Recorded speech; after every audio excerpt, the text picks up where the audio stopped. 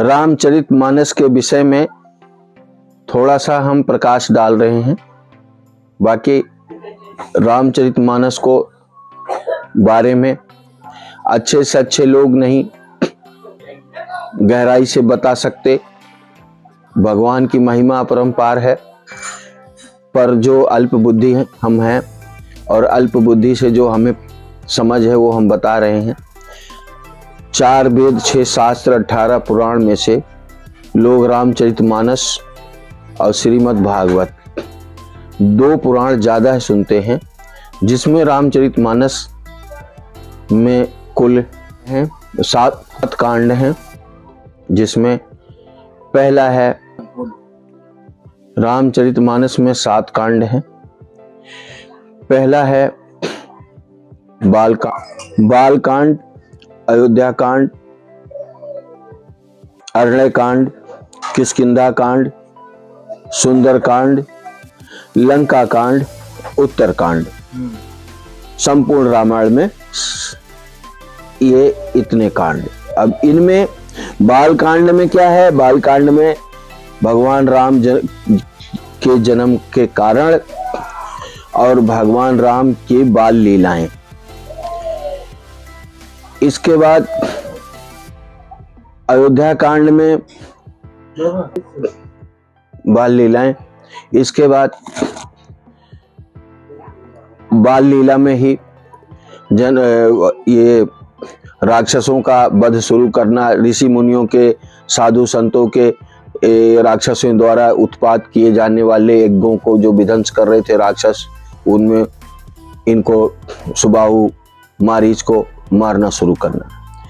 इसके बाद राजा जनक जी के यहाँ धनुष यज्ञ में जाना।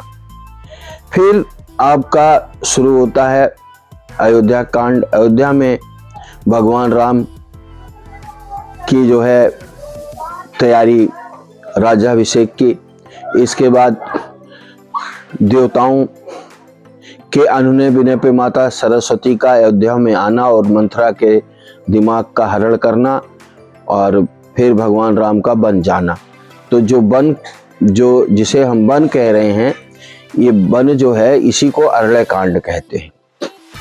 तो अरण्य कांड में भगवान साधु संतों ऋषि मुनियों के आश्रम में जाते हैं। माता अनुसुईया ने सीता माता को के बहुत सारे उपहार दिए और सास ससुर पति धर्म का नियम व्रत बताया और बोला, बेटी तुम्हारे में तो सारे गुण विद्यमान हैं, आप में कोई कमी नहीं है। ये जो शिक्षा मैं दे रही हूँ ये आपको समाज को बताने के लिए दे रही हूँ, समाज के लिए कह रही हूँ।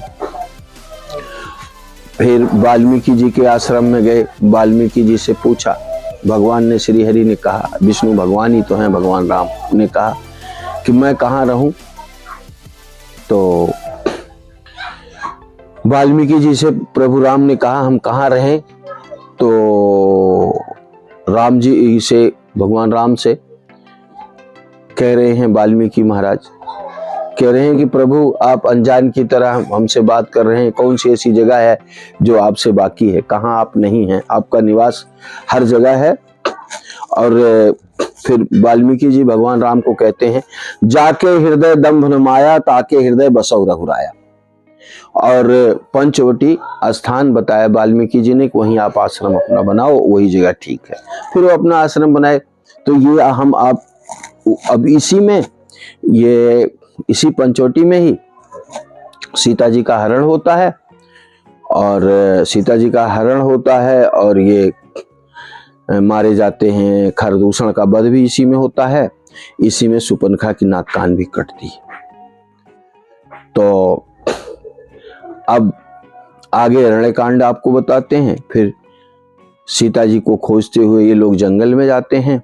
वहाँ हनुमान जी से इनका मिलाप होता है, और इसके बाद वहीं पर सुग्रीव और के द्वारा सुग्रीव और बाली आपस में भाई थे, उनमें आप बैर चल रहा था। और बाली जो है सुग्रीव का सारा राजकाज ले लिया था। भगवान राम जो है राज वापस दिलवाते हैं, और इसके बाद फिर अपनी सेना लेके अब किष्किंधा कांड में आप लोग देखें, किष्किंधा कांड में भगवान राम के हनुमान जी से मेल होता है और हनुमान जी के द्वारा सुग्रीव जी और बाली से, सुग्रीव और बाली आपस में भाई थे, उनका बैर चल रहा था। सुग्रीव का राजपाट पत्नी तक छीन लिया था बाली।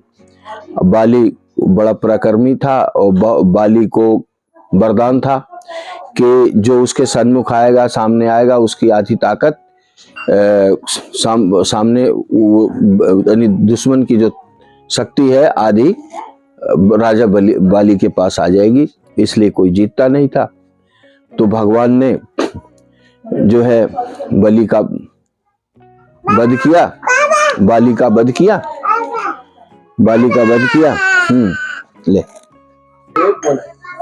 भगवान ने बाली का वध करके सुग्रीव को पुनः राजा बनाया और इसके बाद हनुमान जी और सुग्रीव ये सब मिलकर के खोज करना शुरू किए और सीता जी की खोज में सब लग गए। अब दोस्तों आप पहुंच रहे हैं सुंदरकांड में। सुंदरकांड में हनुमान जी लंका जाते हैं और माता सीता की खोज करते हैं और माता सीता को अशोक वाटिका में पाते हैं। इसके बाद माता को बहुत दुखी अवस्था में देखते हैं और हनुमान जी से वो दुख बर्दाश्त नहीं होता है और हनुमान जी जो है फिर माता को ये विश्वास दिलाते हैं, भगवान राम के द्वारा दी गई अंगूठी देते हैं और उस मुद्रिका यानी अंगूठी मुद्रिका को कहते हैं। तो वो अंगूठी माता जी जब पहचानती हैं तो वो उनको बड़ा आश्चर्य हुआ कि ये मतलब विश्वास हो गया कि ये भगवान के ही सेवक हैं, भगवान के ही दास हैं। और माता जी ने हनुमान जी को अशोक वाटिका में ये बोल दिया, बहुत बड़ा वरदान दिया, अष्ट सिद्धि नौ निधि के दाता असबरदीन जानकी माता अजर अमर गुण निधि सुत हो करत बहुत रघुनायक छो। इसके बाद हनुमान जी लंका को जला करके फिर भगवान राम जी के पास वापस आते हैं। सुग्रीव जी ले जाकर मिलाते हैं भगवान से कि हनुमान जी सुंदरकांड की चौपाई है, नाथ पवन सित कीन जो करनी साहस मुख सोई जात नहीं बरनी। कोई हनुमान जी, हे भगवान, हनुमान जी इतना अच्छा काम करके आए हैं कि इसका वर्णन हजारों मुंह से भी नहीं किया जा सकता। लंका कांड सुनाते हैं, ज्यादा बड़ा था लंका कांड बोल। फिर इधर रावण के लंका में जाने के लिए इसके ये दोस्तों ये लंका कांड, अब आपको लंका कांड सुना रहा हूँ। फिर इधर बंदरी सेना यानी भगवान राम जो है लंका पे चढ़ाई की तैयारी कर रहे हैं और लंका में फिर क्या बात चल रही है कि वहाँ के लोग कह रहे हैं कि जास दूत बल बरन न जाई तेहपुर आए कौन भलाई।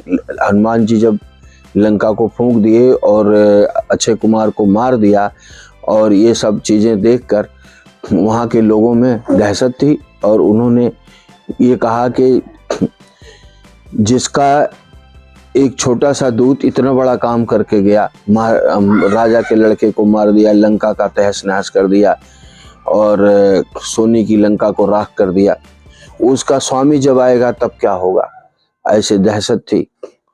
फिर रावण का भाई विभीषण रावण को बहुत समझाता है पर रावण अपने भाई की नहीं मानता, नाना की भी नहीं मानता।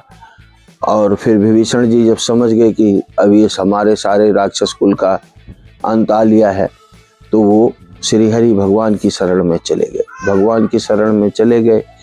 फिर रावण भयंकर युद्ध होता है, उसमें जो है भगवान राम असत्य